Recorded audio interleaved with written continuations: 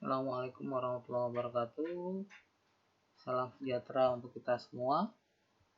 Kembali lagi ke dalam pelajaran sejarah peminatan bersama Pak Indar Cahyanto. Alhamdulillah kita bisa berkumpul walaupun dalam suasana daring, dalam suasana PJJ pada hari ini. Kita akan pelajari tentang sebuah konsep dasar sejarah. Sebelumnya marilah kita berdoa menurut agama keyakinan masing-masing. Berdoa dipersilakan. Berdoa selesai. Baik anak-anakku sekalian. Nah, kita akan belajar konsep tentang sebuah yang bernama konsep dasar sejarah. Sejarah memiliki sebuah konsep di mana ketika kita mempelajari sebuah konsep itu, maka yang perlu kita pahami adalah KD-nya dulu. Nah, konsep dasar ilmu sejarah itu sesuai dengan KD kita, menganalisis keterikatan konsep manusia hidup dalam konteks ruang dan waktu, menyajikan hasil kajian tentang konsep manusia hidup dalam ruang dan waktu dan berbagai bentuk komunikasi. Ini yang akan kita pelajari. Nah, kemudian konsep dasar ilmu sejarah, konsep itu adalah sebuah pandangan, gagasan yang ada di dalam benak atau yang ada di dalam pikiran manusia. Artinya konsep itu hanya bagaimana kita mengembangkan sebuah keilmuan, harus terlebih dahulu adanya sebuah konsep. Konsep itu adalah gagasan ada dalam pikiran manusia. Dasarnya apa? Dasarnya adalah sebuah mengembangkan bagaimana teks keilmuan yang kita dapat. Maka ada sebuah dasar narasi, ada sebuah dasar literasi ketika kita ingin mengembangkan sebuah konsep atau gagasan.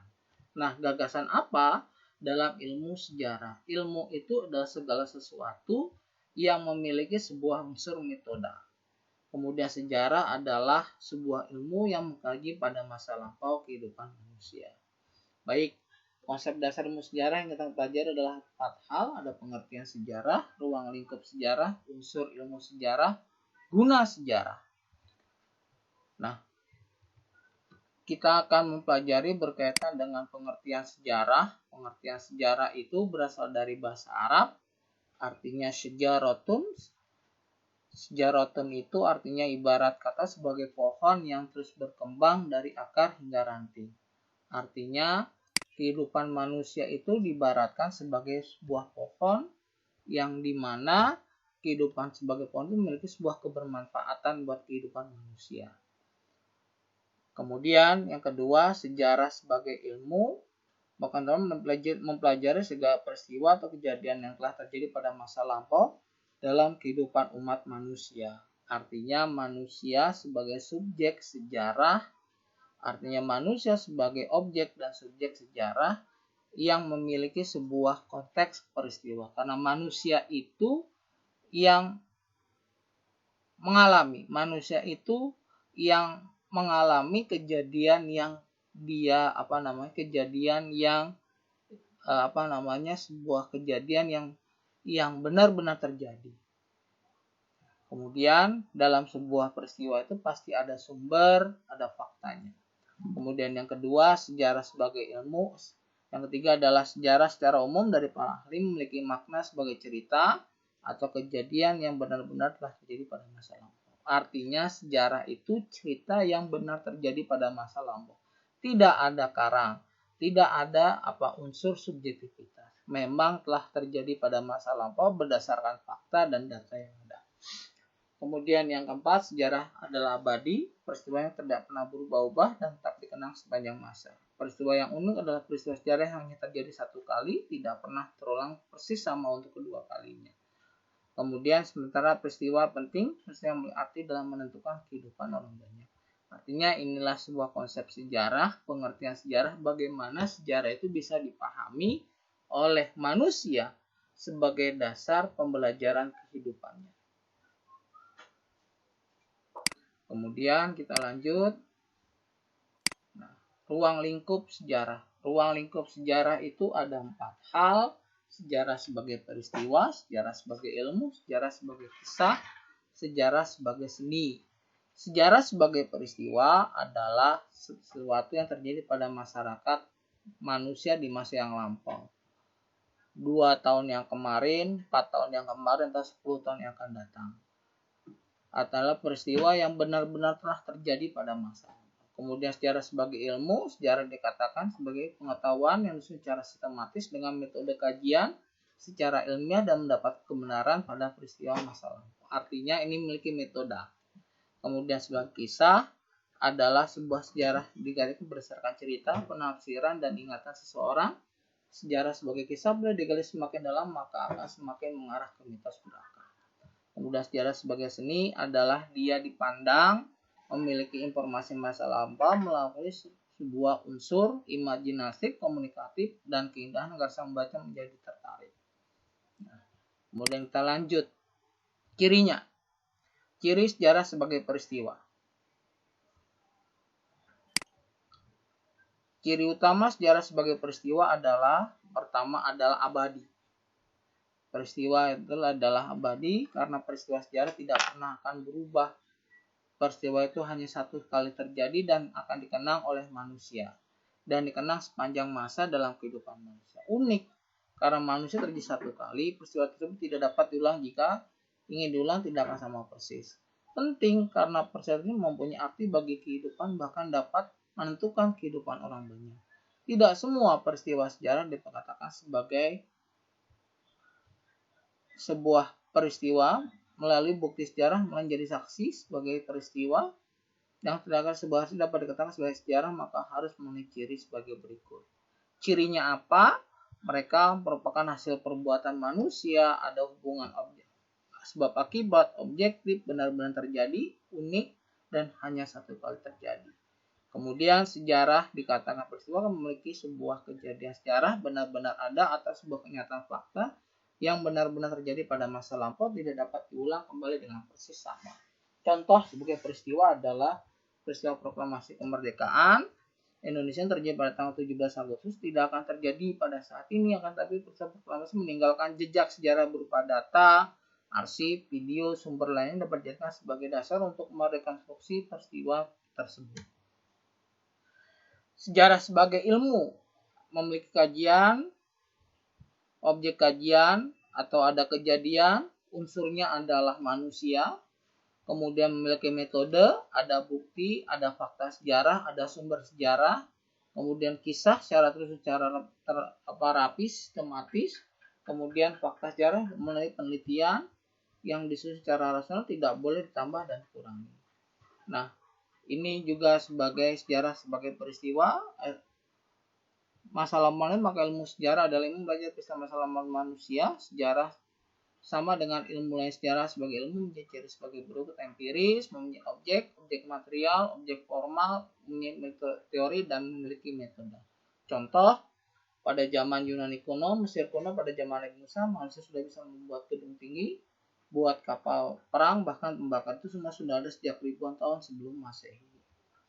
Sebagai kisah, sebagai sejarah sebagai salah sebuah hasil rekonstruksi peristiwa masa lampau disusun secara sistematis berdasarkan data yang diperoleh dan data-data tersebut telah teruji dan dapat dibaca baik dalam bentuk sejarah maupun karakteristik lainnya. Sejarah sebagai kisah tidak dapat disamakan secara persis dengan sejarah sebagai peristiwa. Cirinya adalah sebagai bersifat subjektif, kemudian hasil karya ciptaan seorang, kisah nyata atau kisah yang benar-benar terjadi. Nah, sejarah sebagai kisah, kalau menurut Usinga ayat berlalu, sejarah sebagai dikisahkan mencoba menangkap memahami sejarah bagaimana terjadi. Sejarah sebagai kisah merupakan narasi yang disusun berdasarkan kekuatan memori, kesan, tafsiran terhadap peristiwa yang benar-benar telah terjadi. Misalkan kisah ekspedisi Pamalayu yang dilakukan oleh pasukan dari kerajaan Singasari atas perintah Raja Kertanegara ke Pulau Sumatera dengan tujuan menghadang kerajaan pasukan kerajaan Cina yang diperintahkan oleh Kaisar Kublai Khan dan juga menguasai jalur perdagangan serta pelayaran dan perdagangan di Selat Malaka. Inilah contoh sejarah sebagai kisah. Sejarah sebagai seni, kalau menurut George Michael Trevland berpendapat sejarah sebagai seni memiliki 3 fungsi sebagai ilmiah, pengumpulan ilmu dan penayangan bukti, imajinatif, ada data, kemudian menarik kesimpulan sebagai sastra. Menarik. Kemudian cirinya adalah sejarah memerlukan intuisi, memerlukan imajinasi, emosi, dan gaya bahasa. Artinya sejarah sebagai seni, dia memiliki sebuah unsur kesenian, unsur seni. Contoh sejarah ukiran yang terjadi pada Candi Borobudur. Peninggalan sejarah pada zaman dahulu kala.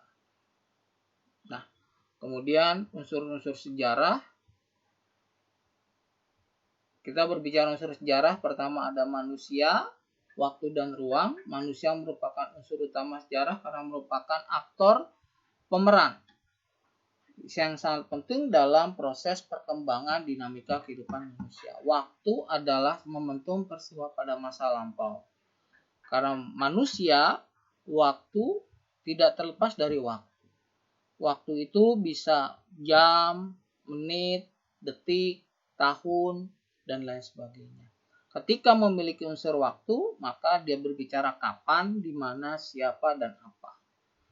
Kemudian ruang sebagai unsur sejarah berperan sebagai tempat terjadinya. Artinya tempat ada sebuah peristiwa yang dilakukan. Ada tempatnya. Ada ruangannya. Di mana peristiwa kolektif sejarah itu dibentuk atau dibuat oleh manusia. Kemudian aspek sejarah. Aspek sejarah secara konseptual memiliki masa lampau adalah peristiwa yang merupakan fakta yang kekal dan abadi. Kemudian masa kini, setiap peristiwa sejarah bertujuan agar peristiwa tersebut tidak terulang pada kedua kali. Pada masa yang akan datang, sejarah itu dijadikan sebagai pandangan atau pedoman hidup. Nah, dalam aspek sejarah ini memiliki pertama unsur perubahan. Kenapa? Karena sejarah mengandung perubahan, memiliki dinamika, memiliki unsur. Perubahan itu adalah unsur di mana dia bisa mengubah sebuah keadaan dari keadaan yang tidak baik menjadi keadaan yang baik, dari yang belum sempurna menjadi disempurna. Artinya ada perubahan dan juga ada perkembangan. Kenapa? Karena ada perubahan itu pasti memiliki waktu. Waktu adalah sebuah peristiwa yang tidak berdiri dengan sendirinya. Artinya ada sebuah korelasi antara sebuah proses perubahan dan perkembangan dengan waktu sejarah. Maka ada konsep yang bernama kronologi, ada konsep yang namanya pembabakan waktu sejarah. Kemudian ada kontinuitas, bahwa perubahan itu memiliki sebuah unsur kontinu, ada unsur kesinambungan. Inilah yang dikatakan dengan sebagai unsur sejarah. Kemudian guna sejarah, ada guna intrinsik yang nampak terjadi ilmuwan profesi menjelaskan sepakat fakta dalam memahami ekstensi masa lampau manusia. Ada guna ekstrinsik, menambah nilai, belajar berpikir kritis. Kemudian ada guna inspiratif, berguna sejarah memberi inspirasi, ilham. Ada guna rekreatif sebagai guna hiburan. Contohnya adalah buku Zaman Bergerak, film buku Brotherhood, The Last Samurai, novel Taj Mahal.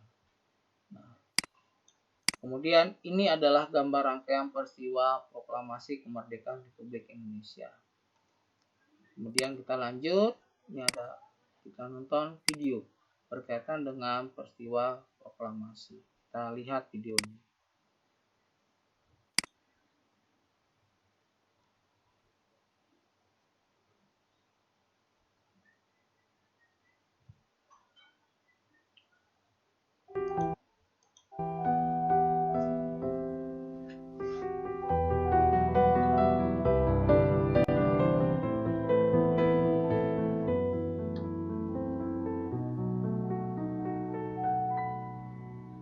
Betapa